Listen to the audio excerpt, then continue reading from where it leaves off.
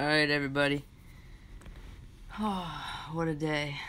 But, I want to go over a couple things here real quick. I just watched like 4 hours of videos from the beginning, and, wanted to point out some stuff that maybe we missed. I'm gonna start here, and then I'll have to go back to the beginning, because this is the last picture of the frame. Everybody wanted to say that this is Chosen King, and I had to search for the picture to prove that it isn't. Okay? This is not Chosen King. And I'm going to show you who it is.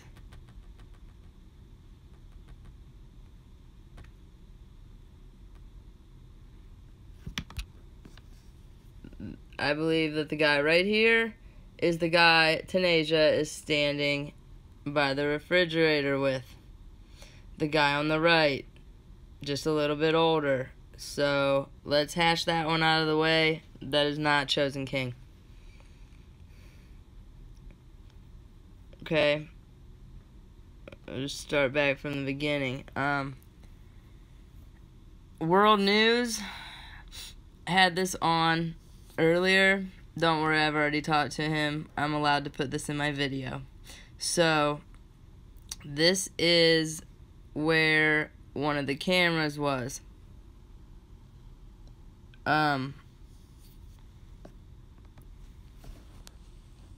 So I think that's where we see everybody pointing to, looking towards the freezer. Which is another good point.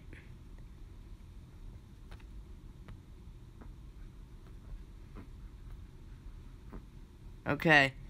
When Teresa Martin comes to the hotel, and recently, maybe like a few weeks ago, she had said that a tranny in a pink shirt took her to the 11th floor. And I believe she stated that or somebody stated, that there were 2 guys on the 11th floor with Kanika. So who are those 2 guys, and who had a room on the 11th floor? Could that be Zach Stoner? So, I wish we knew the answer to that, and maybe if Teresa sees this video, she'll be able to clarify. Or was the tranny this tranny sitting on who we believe is Kanika in the chair? The one that has the towel on her head when she leaves the hotel room. Another possible scenario would be that it could have been Jaylene Ford or Asia Kimball. I believe some of them all know each other, so would she have known who Asia Kimball was? Or was it a totally different transgender?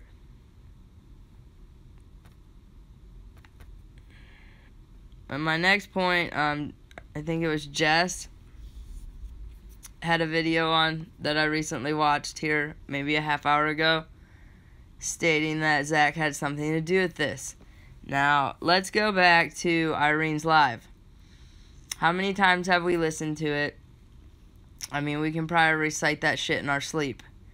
But I remember way back when this first started, I put headphones on for 10 hours, squeezing them to my head before the actual music was taken out, and wrote down everything that I heard. And there was a part where I don't know if somebody's having sex, getting date raped, or raped on the bed, when one of the girls says to the other girl, "You like them tattoos."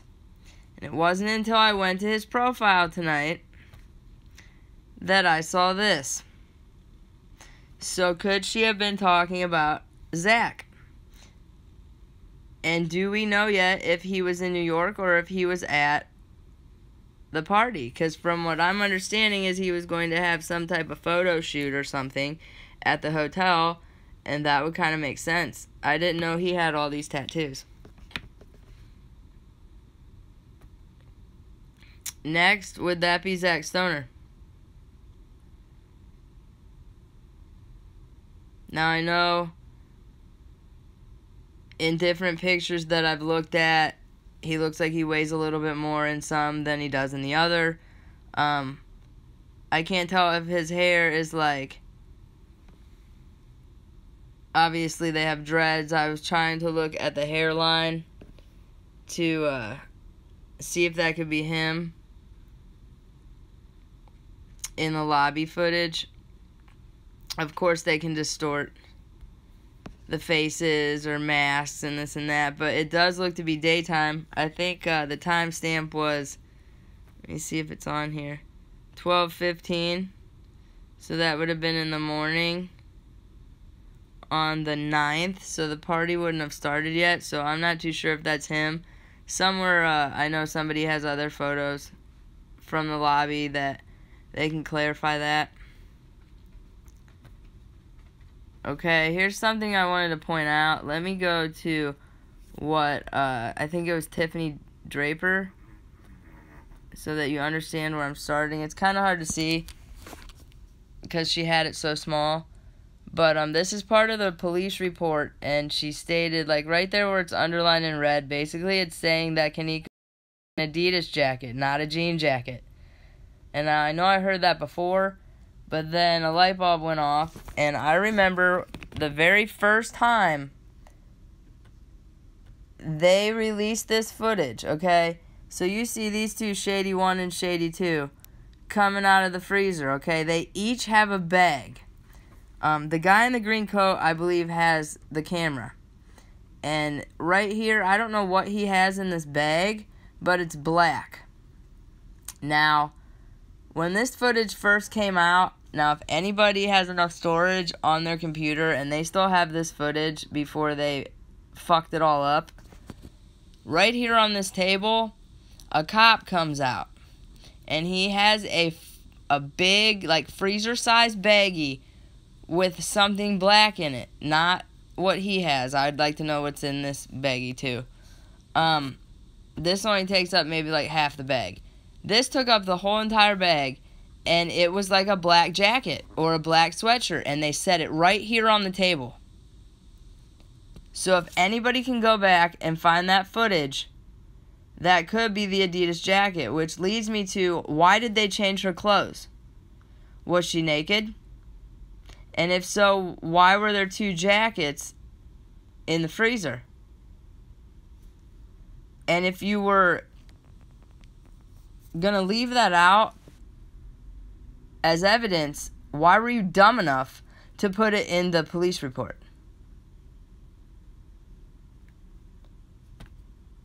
And then he gets a little bit closer.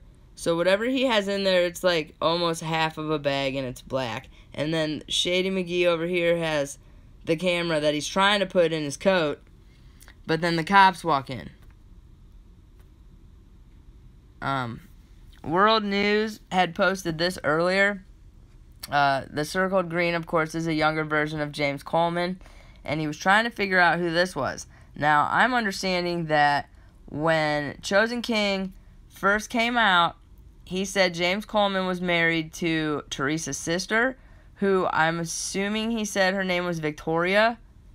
Maybe last name started with a P. I'm not too sure. But he was trying to figure out who this was. And I went through some of my pictures,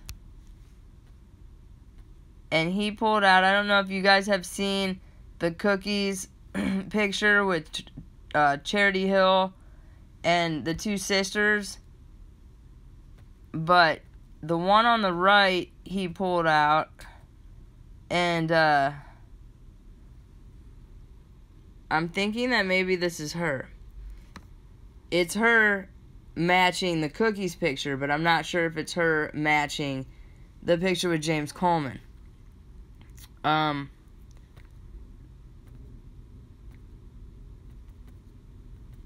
Let me see what else I have here. But yeah, you can tell just by the smile. It might be a little blurry in the other picture, but that's not Chosen King, and neither is the picture by the freezer when he's hugging Tanasia.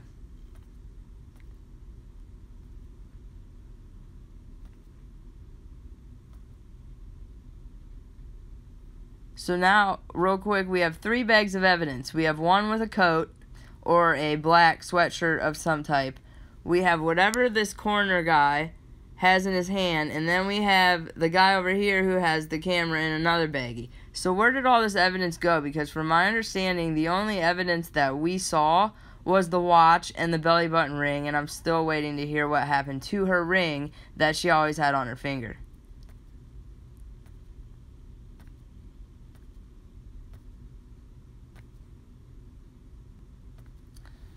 Let me see if I can go back, if there was anything else I wanted to go over. If somebody can find that footage from in the beginning, the very first time they released the videos, you will see on that table by the coffee cup a freezer bag that has a black sweatshirt or Adidas coat in it. Now let's see. I think I have to go back here real quick.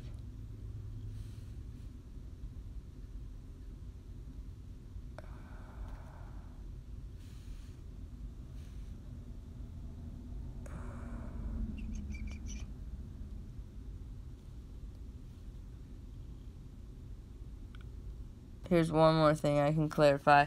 Okay, I went to Victoria Love Kenneth Jr.'s profile, and this confuses me a little bit. Because, like, from far away, the top picture, she does look like Kanika. Victoria Love Kenneth Jr. Now, I'm still wondering why it has Kenneth Jr. at the end of it. Maybe that's what she named her son, but I'm not understanding why or if that has anything to do with it. But if you look down here on the ultrasound, it says Diamond Bankhead. So I'm assuming, but I mean, that's a pretty good chance that the Diamond Bankhead profile is Victoria Love Kenneth Jr. And I'll get close so you can see it. And then I found a baby shower picture of Irene. Now, I know somebody said something the other day that the Irene that we know is not the same Irene. I didn't read too much into that. But this popped up, so I'm just showing you. I mean, she was ripped. But is the Irene Roberts that we know the same Irene that was in Zach's interview? And everybody keeps wanting to tell me that these people aren't talking and these kids are scared of him because Zach does some kind of youth group thing, which, if he has anything to do with this murder, he should not be around children whatsoever. And if these kids are scared of him, I'm sorry, like, I get it, they don't know any better, but he's a big pussy, okay? And if he's the one that the medium is talking about that is around Teresa Martin, and she's eventually going to find out that he's part of the cover-up, I hope she whoops his ass.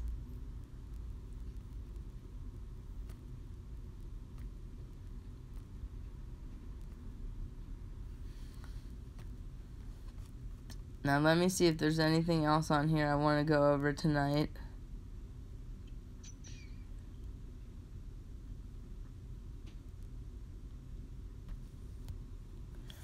This is on September 8th, okay? So, he's obviously at the Cook County Juvenile Center. And then, I think I have a picture on the 9th of September right here. I don't know if he's in Chicago or New York, because there are some photos of him in New York on the 9th. But I don't know if, like, he was there for the party and then he flew to the hotel. You see what I'm saying? Because the stories are back and forth, but we also know that you can change the dates on your pictures, let alone the ones that are good at this computer shit are probably the ones that are hacking us. And I also want to state that if the security guard did have anything to do with this, which I'm pretty sure he did, at least like helping open the freezer door or covering some part of this up, maybe that's because he was leaving the country and he didn't care. But then I heard Jess say something about Zach Stoner, his house got broken into and robbed. So if he had this murder on videotape, which is highly disgusting. What are the chances that somebody broke in to get that evidence? And what are the chances that it could have been one of the security guards who was leaving the country, who didn't really have a lot of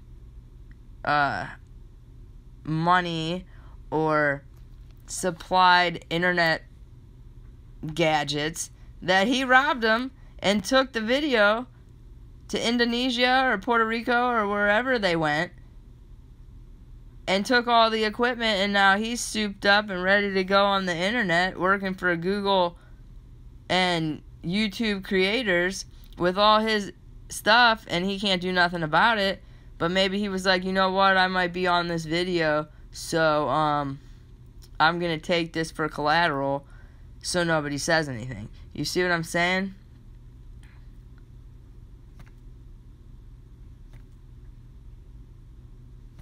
But I definitely we need to find right here on the table the freezer bag baggie with the code in it. So if anybody has the footage from the very beginning, that's a big plus.